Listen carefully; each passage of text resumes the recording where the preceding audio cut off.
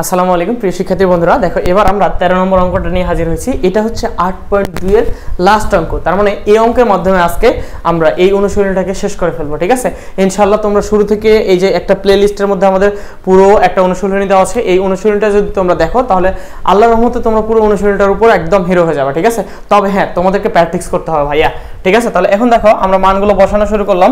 উপরে 1 আছে, minus sine কত আছে 5/6 মানে কত 30 ডিগ্রির কথা বলেছে। তাহলে সাইন 30 ডিগ্রি মান হচ্ছে আমরা জানি হাফ, তাহলে হাফ তার উপর কি স্কয়ার আছে, স্কয়ার বসাই দিলাম 1 প্লাস সাইন আছে হচ্ছে 45 ডিগ্রি, তার মানে হচ্ছে 1/√2 তার উপর কি হচ্ছে স্কয়ার গুণ হচ্ছে উপরে একটু লক্ষ্য করে দেখো এটা দেওয়া হচ্ছে cos 60 ডিগ্রি মান, তাহলে cos 60 ডিগ্রি হচ্ছে 1/2 তার উপর কত অল স্কয়ার প্লাস এটা দেওয়া হচ্ছে cos 30 ডিগ্রি মান, cos 30 ডিগ্রি সমান সমান আমরা জানি হচ্ছে √3/2 তার উপর কি স্কয়ার, আর নিচে cosec square minus cosec square π/2 minus হচ্ছে cot স্কয়ার π/2 তার মানে কি একই না থিটাটা, তাহলে আমরা দেওয়া আছে আমরা জানি এটা হচ্ছে cosec, এই যে cosec square theta minus cot square theta is equal to হচ্ছে 1, এই থিটাটা একই, তাহলে এখানে দেখো থিটাটা একই আছে, এই যে 5/2 আছে, তাহলে আমি এটার পরিবর্তে ডাইরেক্ট 1 লিখে দিতে পারি। ভাগ হচ্ছে এখানে দেখো সাইন কি আছে π/3 আছে, তার মানে সাইন π/3 মানে হচ্ছে 60 ডিগ্রি, 60 ডিগ্রি হচ্ছে √3/2 ইনটু এটা হচ্ছে 30 ডিগ্রি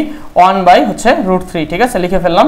আচ্ছা ব্র্যাকেট দেওয়া ছিল, ব্র্যাকেটটা একটু দিয়ে ফেললাম প্লাস এখানে দেখো sec স্কয়ার কত দেওয়া আছে 5/6, তার মানে sec স্কয়ার যদি 5/6 হয় তাহলে হচ্ছে sec স্কয়ার 30 ডিগ্রি, তার মানে sec 30 সমান কত cos 60 ডিগ্রি মান আমরা জানি cos 60 ডিগ্রি হচ্ছে cos হচ্ছে 60 ডিগ্রি, cos 60 ডিগ্রি হচ্ছে 1√3/2, ঠিক আছে? তাহলে এটা হবে 2/√3 তার উপর একটা স্কয়ার আছে, তাহলে আমি স্কয়ার দিয়ে দিলাম, ঠিক আছে?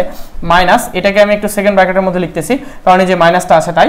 আচ্ছা এবার মাইনাস, এবার এটা কি দেওয়া আছে দেখো tan হচ্ছে 5/6 মানে কত 30 ডিগ্রি, তাহলে আমি পাই হচ্ছে 1/√3 তার উপর কি স্কয়ার, ঠিক আছে? Second bracket close.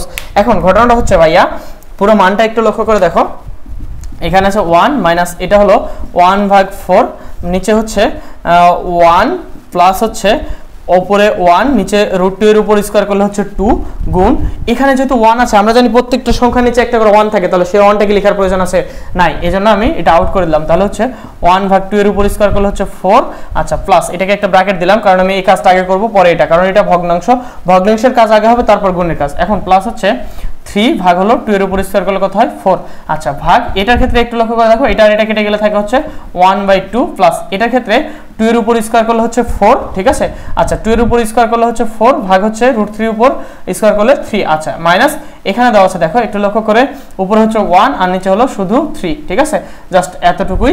এখন এখানে যেটা ছিল আমি একটু লসাগু নিব, তাহলে 4 যদি লসাগু নিই উপরে হচ্ছে 4 - 1 আর নিচে যাবে হচ্ছে 2 লসাগু, তাহলে হবে 2 + 1, ঠিক আছে? আচ্ছা গুণ হচ্ছে এটার ক্ষেত্রে যদি আমি 4 লসাগু নিই তাহলে 4 1 প্লাস কত পাই 3, আচ্ছা এই ভাগটাকে যদি গুণ করে দিই তাহলে 2টা উপরে চলে যাবে প্লাস এটার ক্ষেত্রে যদি আমি 3 লসাগু নিই তাহলে হবে 4 - 1, তাই হবে না? আচ্ছা এবার লক্ষ্য করে দেখো এখানে 4 থেকে 1 বাদ দিলে কত হয় 3, তাহলে 3/4 গুণ হচ্ছে এখানে 2টা উপরে যাবে তাহলে 2 আর 1 যোগ করলে হচ্ছে 3, সেটা নিচে আসবে গুণ এটার ক্ষেত্রে এটা আর এটা হচ্ছে 4 নিচে হলো 4 গুণ 2 প্লাস হচ্ছে এটার ক্ষেত্রে আমরা দেখতে পাচ্ছি হচ্ছে 3/3, তার মানে এটা আর এটা কাটলে কত হয় 1, আর এটার সাথে দেখো এই যে এই 2 এর সাথে আমি যদি হচ্ছে কাটাকাটি করি তাহলে এই 2 আর এই 2 মিলে একটা 4 কাটলাম আর এই 4 এর সাথে এই 4 কাটলাম, 3 এর সাথে 3 কাটলাম, তার মানে এই পক্ষটাতে থাকলো হচ্ছে 1 আর ওই পক্ষে থাকলো 1, তার মানে আমি বলতে পারি হচ্ছে যে 1 প্লাস হচ্ছে 1 সমান কত হলো 2, তাহলে এটা হচ্ছে আমাদের অ্যানসার। একটু লক্ষ্য করে দেখো আমি অঙ্কটা আবার শুরু থেকে তোমাদের একটু বোঝাই,